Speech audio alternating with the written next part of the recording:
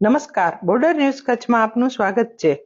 નખત્રાણા એક એવું શહેર છે જે આજે વિકાસના નવા ચરણ તરફ આગળ વધી રહ્યું છે. 3 વર્ષના લાંબા સમયગાળા બાદ હવે નગરપાલિકાની ચૂંટણીના પડઘમ વાગી રહ્યા છે. પ્રથમ વખત યોજાનાર આ ચૂંટણી માટે લોકોમાં ઉત્સાહ પણ ઘણો જ જોવા મળી રહ્યો છે. વહીવટી તંત્ર દ્વારા ચૂંટણીને લઈને આગોતરી તૈયારીઓ થઈ ચૂકી છે. નગરપાલિકા ચૂંટણીના ચૂંટણી અધિકારી તરીકે નખત્રાણા પ્રાંત અધિકારીની નિયુક્તિ કરી દેવામાં આવી છે. નખત્રાણા નાના, બેરુ, વિરાણી મોટી, વિરાણી નાની અને સુખપર વિરાણી ગામોને સમાવીને બનેલી આ નગરપાલિકાની કુલ 25,668ની વસ્તીના 7 વોર્ડની 28 બેઠકો માટે ચૂંટણી યોજાનાર છે. આ ચૂંટણીમાં ભાગ લેવા માટે અત્યારથી ઘણા ઉમેદવારો થનગની રહ્યા છે. પણ પ્રશ્ન એ છે, નખત્રાણાનો આવતો સમય કેવો હશે? આ પ્રશ્નના જવાબ મેળવવા માટે બોર્ડર ન્યૂઝ કચ્છ દ્વારા નખત્રાણામાં અગાઉ ગ્રામ પંચાયતમાં શાસન કરી ગયેલા કેટલાક ભૂતપૂર્વ પદાધિકારીઓની મુલાકાત લેવામાં આવી. ચાલો સાંભળીએ તેમને. નમસ્તે ડાયભાઈ, આપ સરપંચ તરીકે કેટલા વર્ષ હતા? 2007 થી 2017 સુધી 10 વર્ષ નખત્રાણા ગ્રામ પંચાયતના સરપંચ તરીકે મેં સેવા આપી છે. ને જે અગાઉ સરપંચ હતા ને 2007 પહેલા આપણે નખત્રાણાની પરિસ્થિતિ જોઈએ તો હું સરપંચ થયો ત્યારે નખત્રાણામાં 3 જ બોર હતા. એટલે પહેલો પ્રશ્ન પાણીનો હલ કરવા માટે હું 2017માં ઉતર્યો ત્યારે 16 બોર ચાલુ કરી ને કમ્પ્લીટ ગામ માટે રાખ્યા હતા. પાણીનો પ્રશ્ન હલ થાય એના ફૂલ પ્રયત્ન કરી ને અમે ગામમાં પહેલી પાણીની સગવડ કરી ને એના પછી સફાઈનો જે મુદ્દો હતો કે અગાઉ ગાડી હતી, ગધોડા ગાડી એક હતી, બજારમાં નીકળતી ને સફાઈ કરતી. સફાઈ વાળા માણસો હતા પણ એ કામ પગાર ના દેતા, એના લીધે ઓછું કામ કરતા.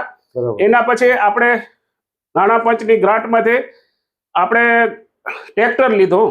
ટ્રેક્ટરને લીધે ગામમાંથી બધા ઉકેડા સફાઈ કરી, એકવાર ઝુંબેશ કરી ને એના પછી ઘરોઘરથી કચરો હેન્ડલિંગ કરવા માટે, કચરો ભેગો કરવા માટે ટ્રેક્ટર ફળિયા વાઇસ, વોર્ડ વાઇસ બધે વારાફરતી બધે જવા માંડ્યું ને બધે સફાઈમાં એક ઝુંબેશ રાખી. અચ્છા ડાયાભાઈ, હવે છેલ્લા તમે 10 વર્ષ સરપંચ પદે રહ્યા તો એવું કેવું કામ કર્યું કે લોકો આજે પણ યાદ કરે? આપણે નખત્રાણાનું આ ધોળું તળાવ છે એ જોઈ રહ્યો, એનામાં ચોપા બંધાતા, ભેંસો ને ગાયો ને વાડા થઈ ગયા હતા. એને એકદમ ખુલ્લું કરાવી ને એનું ખાણેતરું કરાવ્યું. પછી આપણે વિશ્રામ બાગ એ ખંડેર થઈ ગયો હતો. એનામાં જે બધું બાઉન્ડ્રી કાંઈ નહોતું, બાવળિયા ઉગી ગયા હતા. અમુક માણસો દબાણ કરી રહ્યા હતા. એ વિશ્રામ બાગ 4 એકડમાં સફાઈ કરી એકદમ ગામ માટે ખુલ્લો મુકાયો ને એનામાં દાતાના સહકારથી આજે પણ તમે જોઈ રહ્યા છો ઝાડવા ને બધું વ્યવસ્થિત છે. અત્યારે છેલ્લા 3 વર્ષથી નગરપાલિકા બની છે અને વહીવટદારનું શાસન છે, તો તમારા વખતનો શાસનમાં ને અત્યારના શાસનમાં શું ફરક દેખાય તમને? જો અત્યારે નગરપાલિકા વહીવટદાર છે એટલે લોક પ્રતિનિધિ ના હોય એટલે અમુક જેવો વહીવટદાર છે એના કને આપણે જોઈ રહ્યા કે અવારનવાર અમે પણ મુલાકાત લેતા એના કને મુંદ્રાનું ચાર્જ હોય, બચાવનું ચાર્જ હોય ને એના થકી જે લોક પ્રતિનિધિ હોય તો જે વિસ્તારમાં જ્યાં પણ તકલીફ પડે કે લાઇટ હોય કે પાણીનો પ્રશ્ન હોય તો તરત એનો હલ થઈ શકે. હવે ચૂંટણીના પડઘમ વાગી ગયા છે તો ચૂંટણી થવાની છે, તો હવે તમે કેવા પ્રકારનું શાસન ઈચ્છો છો? એકદમ નખત્રાણા નગરપાલિકા જાહેર ટૂંક સમયમાં થશે ને એનામાં આપણા 7 વોર્ડ છે ને એકદમ સુરાચું હાલે નગરપાલિકા થઈ ગઈ એ હવે મટશે નહીં. તો અત્યારે આપણે જોઈ રહ્યા છીએ કે નગરપાલિકા નવું હોય શાસન ગમે તે આવશે પણ એકદમ શાંતિથી બધા વોર્ડ વાઇઝ સારા ઉમેદવારો રહે. જે પણ વિકાસનું કામ ચાલુ હોય, જે પણ વોર્ડમાં કામ ચાલુ હોય ત્યાં પ્રજા પણ થોડોક સહકાર આપે.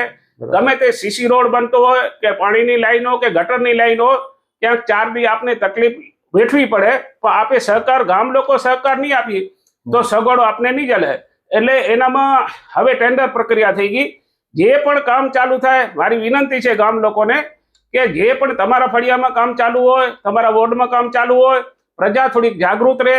ટેન્ડર ઓના કરે છે પેલું જે કોન્ટ્રાક્ટરને મળે એનું ટેન્ડર લઈ લે, એનામાં કેવી રીતે કામની ક્વોલિટી છે એના ઉપર બધા જાગૃત થઈ ને કામ કરશું તો ચોક્કસ વિકાસનો થોડુંક દેખાશે. નમસ્કાર, આપ નખત્રાણામાં સરપંચ પદે કેટલા વર્ષ સેવા આપી? મેં સરપંચ પદે 2.5 વર્ષ સેવા આપી છે. 2.5 વર્ષ. 2.5 વર્ષ. અચ્છા, એ આપના જે કાર્યકાળમાં આપે ગ્રામ પંચાયતના માધ્યમથી જે કાર્યો કર્યા હતા, જેને લોકો આજે પણ યાદ કરતા હોય, હા, એવા કામો ખરા કોઈ? ઘણા બધા કામો છે એવા.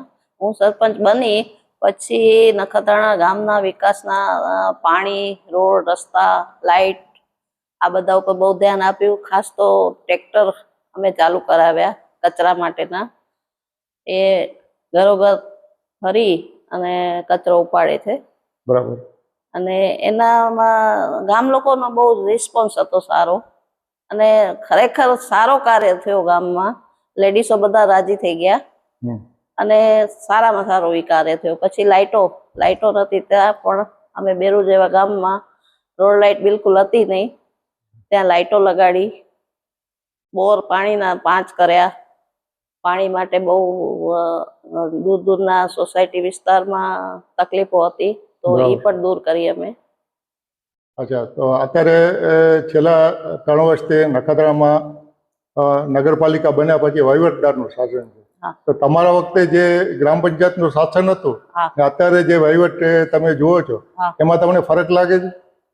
એટલે આમાં શું છે કે અત્યારે આમ જોઈએ તો વહીવટદાર બરોબર જ કાર્ય કરી રહ્યા છે, પણ શું છે કે જ્યાં સુધી એ લોકોને પણ દરેક જગ્યાએ ધ્યાન દેવાનું હોય, અને વહીવટદાર તો એની રીતે કાર્ય કરતા હોય, પણ ગામનો જે મૂળ નગરપતિ હોવો જોઈએ, હવે એ સારો વ્યક્તિ બને તો ગામનો વિકાસ થાય. આપણે જે વિકાસના કાર્યો કર્યા એમાં આગળ વધારો કરે એવી આપણે ઈચ્છા છે.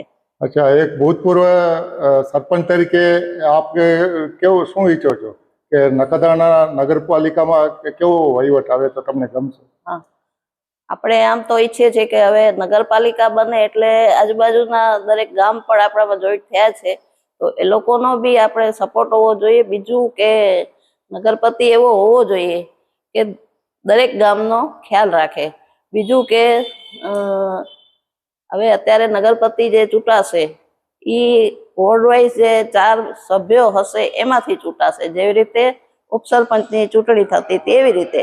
પહેલા તો શું હતું કે ગામમાં સરપંચનો પણ એક મત પડતો હતો, હવે એવું નથી. હવે નગરપતિ જ્યારે બનશે ત્યારે જે 4 સભ્યો દરેક વોર્ડના ચૂંટાણા હશે એમાંથી નગરપતિ બનવાનો. અત્યારે દલિત સમાજનો નગરપતિ બનશે, અને એના માટે આપણે સારામાં સારો વ્યક્તિ ગોતવો જરૂરી છે. ચંદનસિંહભાઈ, આપ નખત્રાણા ગ્રામ પંચાયતમાં સરપંચ પદે કેટલા વર્ષ રહ્યા?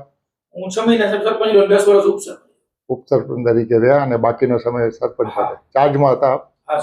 અચ્છા, આપના સમયમાં કાર્યકાળમાં એવા કયા કામ વિકાસના કે કોઈ કર્યા હોય કે લોકો આજે પણ યાદ કરતા હોય? એક તો મેઇન કામ સાહેબ નખત્રાણાની જે મેઇન બજાર છે એ સાહેબ આખી મેઇન બજારમાં ઇન્ટરલોક પાથરવાનું જે કામ હતું એ સમયમાં થયો હતો. એટલે એમ માનો કે આપણે અહીંયાથી રંગનાલોજથી કરી અને છેક આપણી ગ્રામ પંચાયતની ઓફિસ હતી ત્યાં સુધીની આખી બજાર ઇન્ટરલોકથી થઈ ગઈ. એટલે વરસાદમાં અને જ્યારે જે કીચડનો પ્રોબ્લેમ થતો હતો એના કારણે દૂર થઈ ગઈ. એ એક મોટામાં મોટી મેઇન બજારની શોભા કહી શકાય.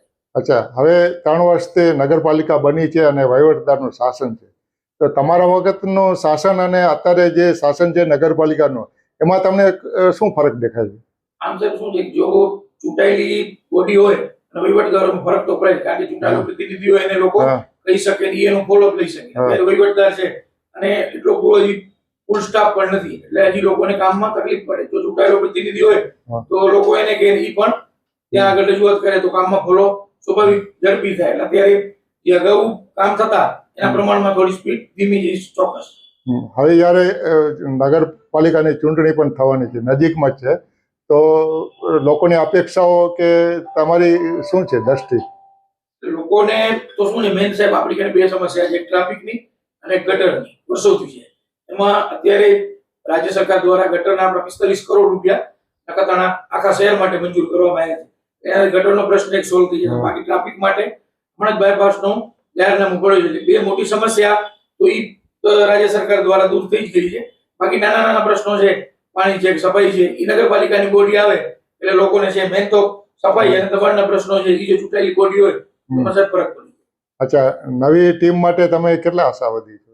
અમને તમારી દ્રષ્ટિએ કેવી ટીમ જુએ એમ?